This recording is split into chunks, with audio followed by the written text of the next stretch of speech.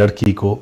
उसके बाद दोस्तों वह 12 साल की लड़की जिसका नाम होता है सुषमा यादव, वह रच डालती है एक ऐसा इतिहास जिससे हर लड़की को शिक्षा लेने की ज़रूरत है।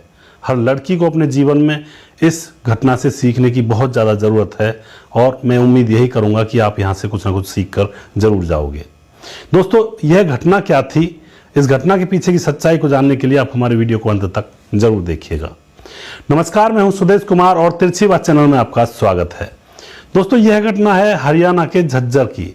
हरियाणा के झज्जर जिले में एक गांव होता है, वहां पर सुषमा यादव नाम की एक लड़की रहती है जिसकी उम्र फिलहाल 12 साल थी और उसकी एक बड़ी बहन है जिसकी उम्र 18 से 19 साल हो चुकी है। उसके घर में उसके माता पिता हैं, नॉर्मल सा परिवार है, कोई दिक्कत नहीं है। उसके माता पिता को उन दोनों की शादी की बड़ी चिंता सताने लगती है क्योंकि जो बड़ी बेटी है वो 18 को क्रॉस कर चुकी है तो वह शादी के लायक हो चुकी है। लेकिन उसके माँ बाप की यही एक यहाँ पर कंडीशन वह बना लेते हैं कि जब हम बड़ी लड़की की शादी करेंगे तो छोटी लड़की की भी उसके साथ शादी कर देंगे, लेकिन उसे भेजेंगे तब जब वह 12वीं क्लास पास कर लेगी। यानी कि सुषमा यादव की भी वह शादी करने की सोचने लगते हैं, जो कि फिलहाल अभी 12 साल की है। अब दोस्तों क्या होता है, एक लड़का ढूंढा जाता है पड़ोस के ही गांव में और उस लड़के को ढूंढकर वहां पर सुषमा के माता पिता जाते हैं रिश्ता लेकर के, और वहां पर यही शर्त रखी जाती है कि हम शादी तो कर देंगे लेकिन हमारी छोटी बेटी है उसकी भी हम तुम्हारे छोटे लड़के से शादी करवाएंगे। यानी कि 2 लड़के ढूंढे जाते हैं और दोनों को अपनी बेटियों को ब्याहने की बात कर रहे थे वे माँ बाप। लेकिन दोस्तों यहाँ पर जो छोटा लड़का था उसकी उम्र 25 साल थी और सुषमा यादव की उम्र थी 12 साल। सुषमा यादव के माँ बाप उस 25 साल के लड़के के साथ अपनी छोटी लड़की की शादी करने को तैयार हो जाते हैं और यह बहाना लगा देते हैं कि हाँ इसको भेजेंगे तब जब इसकी 12वीं क्लास हो जाएगी। अब दोस्तों शादी की तैयारियां की जाती हैं। यहाँ पर जो सुषमा यादव थी वह माँ बाप से मना भी कर रही थी, कह रही थी कि पापा मुझे पढ़ाई करनी है। यहाँ पर एक बात और बता देना चाहता हूँ कि सुषमा यादव की पढ़ाई में ज़्यादा रुचि थी। वह माँ बाप से कहा करती थी कि पापा मैं पढ़ लिख कर बहुत बड़ी अफसर लगूंगी, लेकिन पापा इस बात को हंसकर टाल दिया करता था कि हाँ ठीक है बच्ची के अंदर उम्मीद है, लेकिन हर एक बच्ची का इतना जो सपना होता है वह पूरा नहीं होता है। बात ऐसी चल रही होती है। अब शादी की तारीख तय कर दी जाती है, बाजार से खूब शॉपिंग की जाती है। सुषमा यादव और उसकी बड़ी बहन की शादी के लिए शादी की पूरी तैयारियां हो जाती हैं और फिर एक दिन बारात घर पर आ जाती है। वहाँ पर बड़ी बहन की शादी होती है तो छोटी बहन सुषमा यादव की भी शादी करवा दी जाती है बड़ी बहन के देवर के साथ, जो कि 25 साल का था। शादी होने के बाद सुषमा यादव कहती है मैं वहाँ नहीं जाऊँगी, लेकिन उसके माँ बाप कह देते हैं बेटी पहली बार तो अपने ससुराल जाना ही पड़ता है। तो सुषमा यादव को पहली बार उसके पति के साथ ससुराल भेज दिया जाता है। दोस्तों वहाँ जाकर क्या होता है, शाम को जैसे पति पत्नी एक कमरे में मिलते हैं तो सुषमा यादव को भी एक कमरे में बिठा दिया जाता है और वहाँ पर फिर वह लड़का आता है जो कि 25 साल का था, सुषमा यादव का पति था। वह उसके साथ दरिंदगी करने लगता है जैसा कि पति पत्नी के साथ करता है, लेकिन यहाँ पर वह ये नहीं देख रहा था कि यह 12 साल की बच्ची है। यहाँ पर वह अपनी हवस को मिटाने के लिए तैयार था और सुषमा के साथ दरिंदगी की जाती है तो उसके साथ संबंध बनाए जाते हैं। सुषमा रोती रहती है, चिल्लाती रहती है, कहती है कि मेरे साथ ये सब मत करो, लेकिन वह लड़का रुकता नहीं है।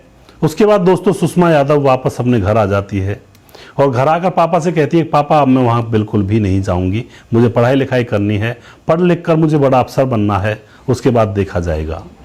लेकिन उसका पिता बार बार यही कहता है कि बेटी वह अब तुम्हारा घर हो चुका है, तुम्हें वहाँ तो जाना ही पड़ेगा क्योंकि वह तुम्हारा पति है और वहाँ पर तुम्हारी बहन भी तो रहती है। लेकिन सुषमा यादव बिल्कुल मना कर देती है कि मैं अब वहाँ पर नहीं जाऊँगी। दोस्तों अब 1 साल गुजर जाता है तो सुषमा यादव की बड़ी बहन को बच्चा हो जाता है और जैसे ही बड़ी बहन को बच्चा हो जाता है तो सुषमा यादव के ससुराल वालों को एक मौका मिल जाता है सुषमा यादव को अपने घर बुलाने का। वह कहते हैं कि अपनी बड़ी बहन की देखभाल के लिए छोटी बहन सुषमा यादव को भेज दो। तो सुषमा यादव का पिता कहता है कि बेटी तुम्हारी बहन पर बच्चा हुआ है और तुम उसकी अच्छे से देखभाल करना, तुम जाओ। सुषमा यादव अब मना नहीं कर पाती है और फिर उसे दोबारा से ससुराल जाना पड़ता है और दोबारा से वहाँ पर यही कृत्य उसके साथ होता है। जैसे तैसे वह वहाँ पर रहती है कुछ दिनों, लेकिन वह बाद में फिर वापस अपने घर मायके आ जाती है और पढ़ाई में लग जाती है और पापा से रो रो कर कहती है कि पापा मैं वहाँ नहीं जाऊँगी, मेरे साथ गलत व्यवहार किया जाता है। दोस्तों उसका पापा ये समझ रहा था कि अभी बच्ची है, एडजस्ट होने में टाइम लग जाएगा, लेकिन असलियत में तो यह दुर्व्यवहार ही था।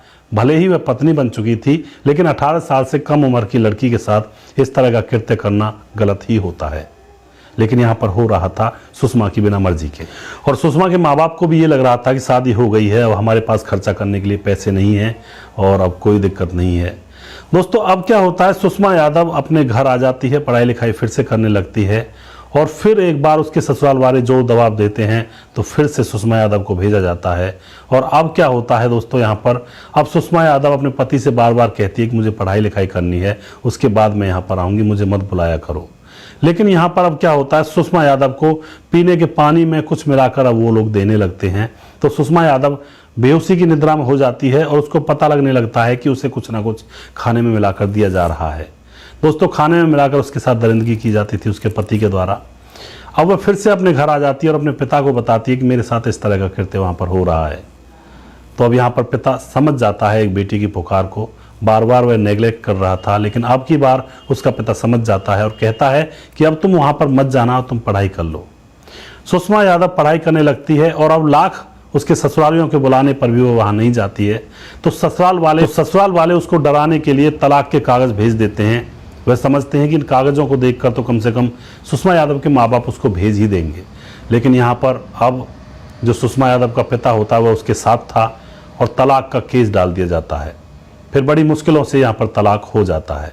सुषमा यादव अपनी पढ़ाई में लगी हुई थी लगातार, और फिर दोस्तों 12वीं क्लास अच्छे नंबरों से पास करती है और उसके बाद पुलिस में भर्ती हो जाती है एक अफसर के तौर पर। जब वह पुलिस में भर्ती हो जाती है तो उसका जीवन सुधर जाता है, और अब उसके ससुराल वाले फिर से उनके घर आते हैं और कहते हैं कि सुषमा यादव की शादी अब उनके बेटे से दोबारा कर दी जाए। दोस्तों यहाँ पर जब पहले सुषमा यादव से पढ़ाई की बात किया करते थे तो सुषमा यादव का जो पति था वह कहता था कि मैं कम पढ़ा लिखा हूँ और मेरी पत्नी भी कम पढ़ी लिखी होनी चाहिए, और वह सुषमा यादव से कहा करता था कि तू अब पढ़ाई लिखाई छोड़ दे, करना बंद कर दे।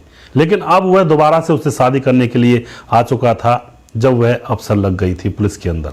लेकिन यहाँ पर सुषमा का पिता कहता है कि मेरी बेटी बहुत खुश है और आगे आने वाली ज़िंदगी को अपने हिसाब से गुजारेगी, अब मैं तुम्हारे घर में अपनी बेटी को नहीं भेजूंगा।